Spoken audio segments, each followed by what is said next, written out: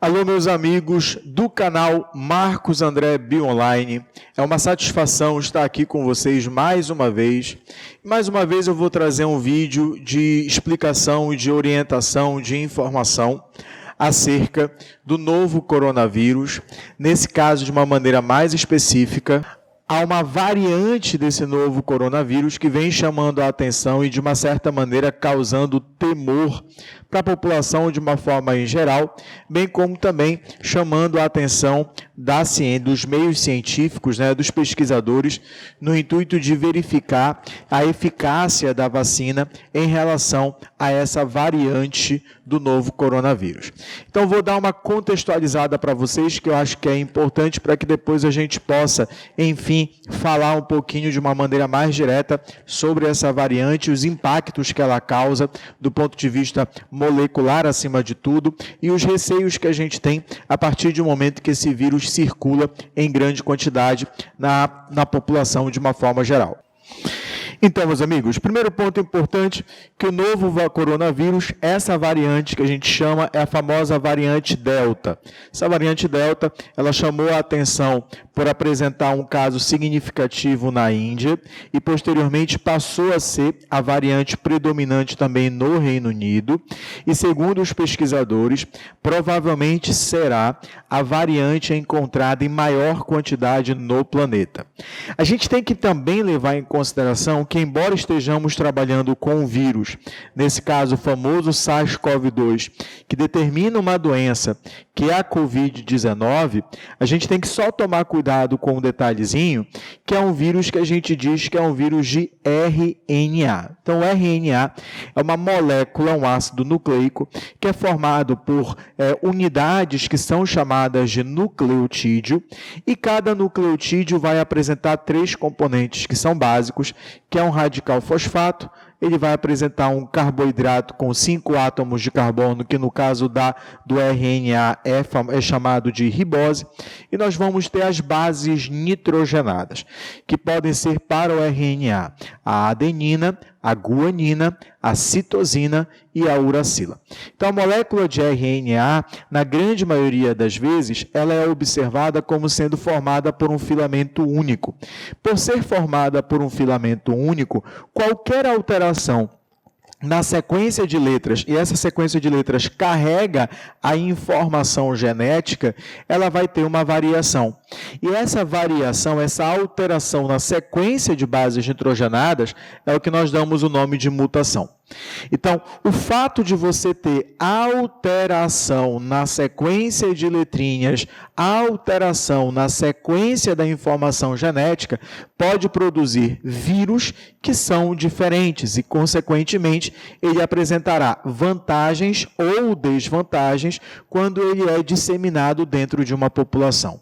Vantagens ou desvantagens. É possível que nós tenhamos mutações desse vírus que, ao entrarem em contato com o nosso sistema imunológico, seja rapidamente neutralizado.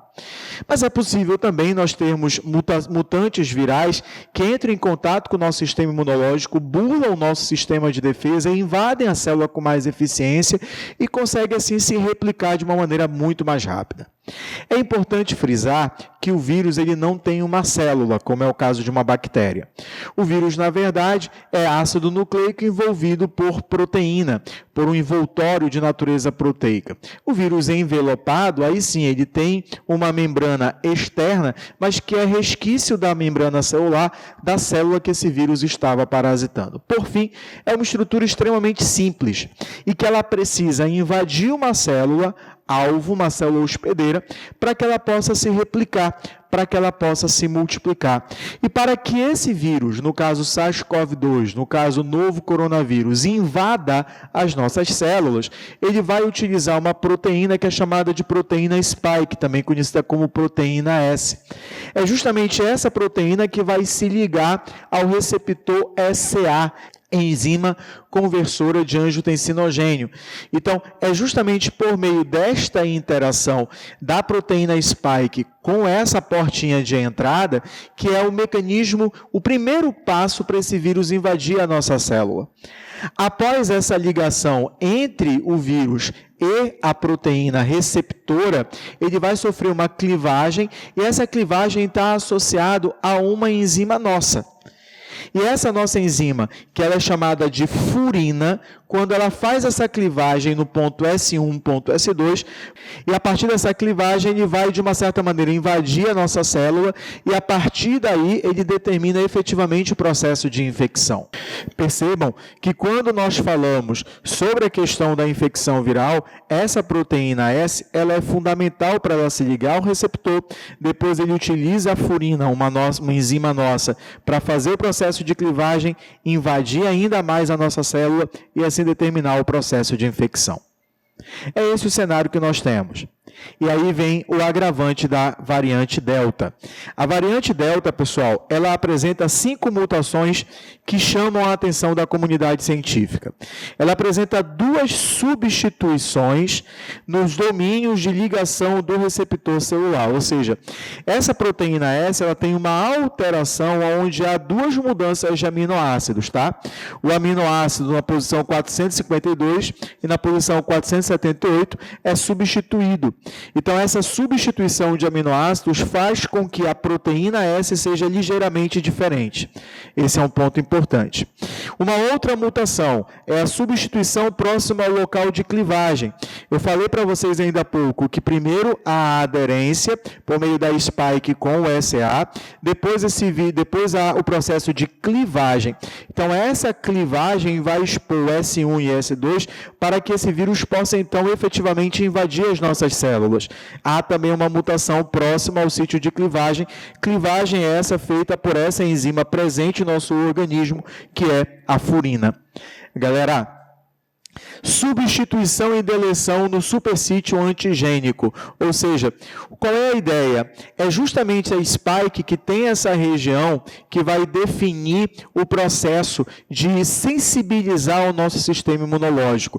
Então, o nosso sistema de defesa, ele vai reconhecer regiões específicas da proteína spike para que ele possa produzir anticorpos de forma específica para, então, combater esse vírus. E também nessa região, nesse superdomínio antigênico, nós encontramos mutação na variante Delta. Então, a somatória dessas 5 mutações identificadas pode e vem causando, de uma certa maneira, vem chamando a atenção dos pesquisadores. Por quê? Porque demonstrou um aumento na capacidade de invasão das células, ou seja, o fato de você ter justamente essas substituições permite com que o novo coronavírus, a variante Delta, invada as nossas células com muito mais eficiência. Por isso que é dito que é um vírus com maior capacidade de transmissão, de infecção do que as outras variantes anteriormente encontradas. Hoje, há o predomínio da variante Gama, por exemplo, aqui no Brasil, né? Mas estudos tentam demonstrar que a variante Delta também vai ser a prevalente, a encontrada em maior quantidade aqui no Brasil. Ativação mais eficiente, ou seja, a ativação é justamente esse sítio de clivagem que é feito por essa enzima chamada de furina.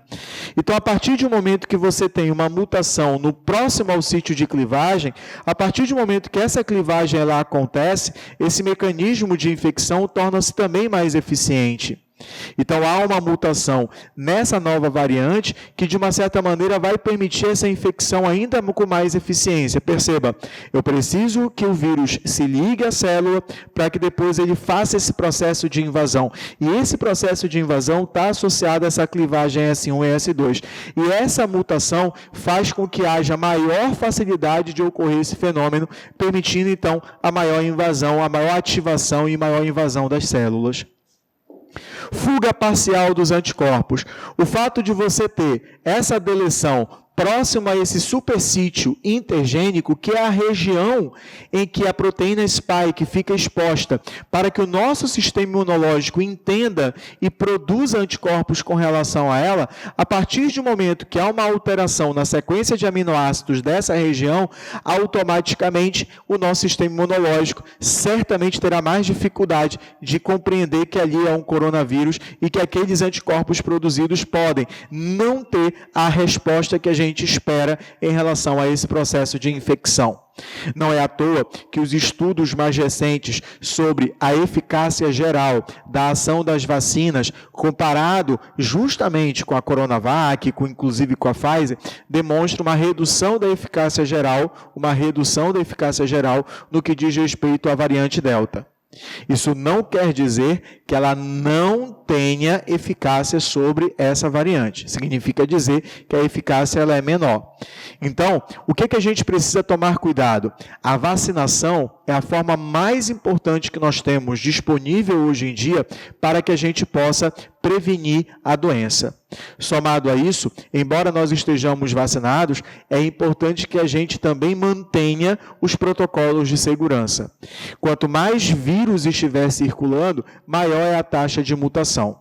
Então, usar máscaras, higienizar superfícies, são formas interessantíssimas para que a gente possa, somado à campanha de vacinação, diminuir a transmissão desse vírus e, consequentemente, reduzir a taxa de mutação que ele tem, que ele naturalmente já tem uma taxa de mutação elevada por ser um vírus de RNA. Marcos, significa dizer então que uma terceira dose da vacina pode ser também prescrita? É interessante que a gente também possa considerar isso. Mas é fundamental, acima de tudo, que a gente também entenda que provavelmente essa doença vai ficar como doença associada à nossa campanha de vacinação anual, assim como acontece, por exemplo, com a gripe. O vírus da gripe é também altamente mutante, mas o novo coronavírus demonstra uma capacidade de mutação que chama muito a atenção. Por isso, é fundamental que nós estejamos imunizados. Por isso que é essencial que você venha buscar uma campanha, venha se vacinar, para evitar com que esses processos aconteçam. Os resultados da campanha de vacinação já estão aí. Já é possível observar uma redução significativa no número de casos de hospitalizações, uma redução também no número de óbitos, mas é importante que toda a população busque, além da vacina, manter os protocolos de segurança. A variante Delta está aí e ela é extremamente vantajosa e certamente ela veio para ficar, justamente em função desses resultados ou consequências das mutações, ou seja, da alteração do material genético que eu te apresentei no início desse vídeo. Então, meus amigos, espero ter te ajudado com um pouquinho mais de informação sobre o novo coronavírus, sobre a Covid-19 e, neste caso mais específico, sobre essa nova variante, que é a variante Delta. Torço para que você já esteja vacinado, para que você já esteja vacinada, para que você esteja imunizado e imunizada. E, é claro, vamos manter os nossos protocolos de segurança. Juntos, a gente vai vencer e vai passar por essa pandemia. E no futuro muito próximo, eu tenho certeza absoluta disso, a gente vai estar vivendo dentro das condições normais. A utilização de máscaras ainda é essencial para isso. Fique ligado, fique ligada nos próximos vídeos aqui do Marcos André BioOnline.